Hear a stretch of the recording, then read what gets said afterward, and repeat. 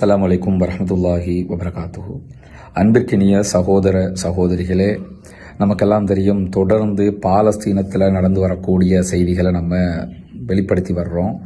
அந்த அடிப்படையில் தற்போது சீஸ்ஃபயர் ஏற்பட்டிருக்கிறது. கைதிகள் பரிமாற்ற செய்திகளை எல்லாம் தொடர்ந்து வெளியிட்டு வரக்கூடிய நேரத்தில் நம்முடைய ஒரு சேனல் ஏற்கனவே இலங்கையினுடைய ஒரு முஸ்லீம் கட்சியினுடைய தலைவரால் முடக்கப்பட்டிருக்கக்கூடிய நேரத்தில் தற்போது இரண்டாவது சேனல் முடக்கப்பட்டிருக்கிறது. எது எப்படி போனாலும் அதை மீட்டெடுக்கிற ஒரு முயற்சியை செய்து கொண்டிருக்கிறோம். அது எந்த அளவு தூரம் சாத்தியப்படும் என்கிற கேள்விகள் எல்லாம் இருக்கிற போதும் புதிய சேனலுடைய ஒரு லிங்கை நான் உங்களோட பகிர்ந்திருக்கிறேன். அதில் இணைஞ்சிக்கிறேங்க.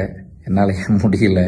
ஒரு 470 நாட்கள் தொடர்ந்து வீடியோ போட்டிருக்கிறோம், எந்த ஒரு எதிர்பார்ப்பும் இல்லாமல். அதே மாதிரி இப்போ தொடர்ந்து போட்டுக்கிட்டு வர்றோம்.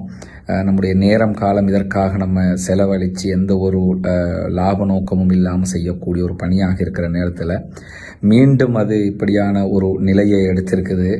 அல்லாஹுடைய சோதனை, பொறுமையாக எதிர்கொள்வோம். இந்த பணியை விடுறதாக இல்லை. இத்தனை சேனல்கள் முடக்கினா இன்னொரு சேனலை நம்ம உருவாக்கிட்டு வர்றோம். பார்க்குற மக்கள் பார்க்கத்தான் செய்வாங்க. சப்ஸ்கிரைப் செய்து அனைவரும் அதற்கு உறுதுணையாக இருங்க. ரஸ்மினம்எஸ்சி நியூஸ் என்கிற பெயரில் புதிய சேனலை நம்ம இப்போ உங்களுக்கு அறிமுகப்படுத்தி இருக்கிறோம்.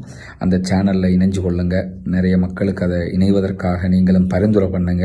இணைகிற போது இன்ஷா அல்லாஹ் அந்த செய்திகள் கூடுதலாக போய் சேரும். ஏன்னா இன்றைக்கு கேப்டிவ்ஸ் பணைய கைதிகள் விடுதலை எல்லாம் ரொம்ப அபாரமாக நடந்திருக்கக்கூடிய காட்சிகள் வெளியாகி இருக்கிறது. நம்ம இன்னைக்கு ஒரு முக்கியமான அல் ஜசீராவினுடைய வீடியோவினுடைய தமிழ் மொழிபெயர்ப்பை தான் போட்டதோடு தான் அந்த வீடியோவும் சேர்த்து அது முடக்கப்பட்டிருக்கிறது. எனக்காகவும் பிரார்த்தனை பண்ணுங்க. அதே நேரத்தில் இந்த பணியை தொடர்ந்து நம்ம முன்னெடுக்கணும். சப்ஸ்கிரைப் பண்ணி அதற்கு ஒத்துழைப்பும் ஊக்கமும் அளியுங்கள். ரஸ்மினம்எஸ்சி நியூஸ் என்கிற இந்த சேனலை நீங்களும் இணைந்து கொள்ள மறந்து விடாதீர்கள். ஜஸாக்குமுல்லாஹ் ஹைரா. தொடர்ந்து பயணிப்போம்.